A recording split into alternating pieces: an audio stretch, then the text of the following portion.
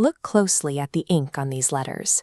Hundreds of documents exactly like this were recently found locked in a trunk, all of them unopened for over a century. These envelopes rewrite a local myth. They provide evidence of a romance dismantled by organized intervention. Allahabad in 1900 functioned on rigid caste and economic hierarchies. Your life was defined by the station you were born into. In this era, a cross-class romance triggered a response from a societal infrastructure built to keep these worlds separate. Rupa lived within the limits of those hierarchies.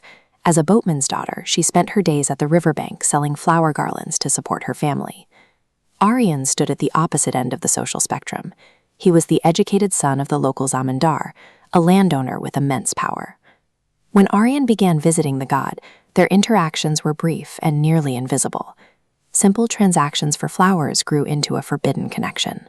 Aryan eventually promised to take Rupa away from the village, giving her a simple red scarf as a token of his vow. That promise was a challenge to the village's hierarchy. In 1900, attempting to leave meant defying the ruling class. The zamindar viewed the romance as a threat to the family's izzat, their social standing and honor. He immediately pulled Aryan out of the village, moving him to a city property under constant guard. Physical distance was only the first step. To ensure the romance ended, the zamindar needed to break the psychological link between them. In this society, honor relied on control over individual autonomy.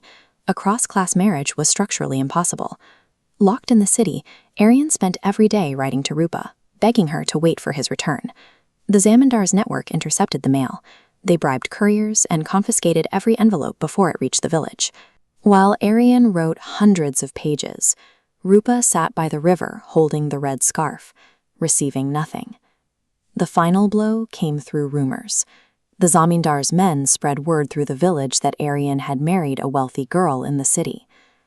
By intercepting the mail, the zamindar dictated the truth to the entire village, manufacturing a betrayal that never happened. Believing she had been abandoned, Rupa yielded to her family's poverty. She agreed to an arranged marriage with a wealthy older man. Aryan escaped his confinement on the day of the wedding. He reached the mandap just as the final rituals began. In front of the entire community, he revealed the truth: the locked room, the intercepted letters, and his father's conspiracy. Rupa was left with a choice. Leaving with Aryan would mean social destruction and economic ruin for her parents. Choosing Aryan would save her, but it would destroy her family. The system left her with no moral way out. Beside the ceremonial fire, Rupa told Aryan they were out of time. She slowly let his hand slip away from hers. The separation was permanent. Aryan became a wandering ascetic, while Rupa spent decades in a hollow marriage. Decades later, a servant pried open an old storage trunk.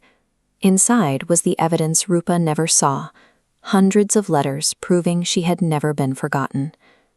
These tragedies aren't caused by failing love. They are the result of societal systems that use silence and isolation to enforce their own survival.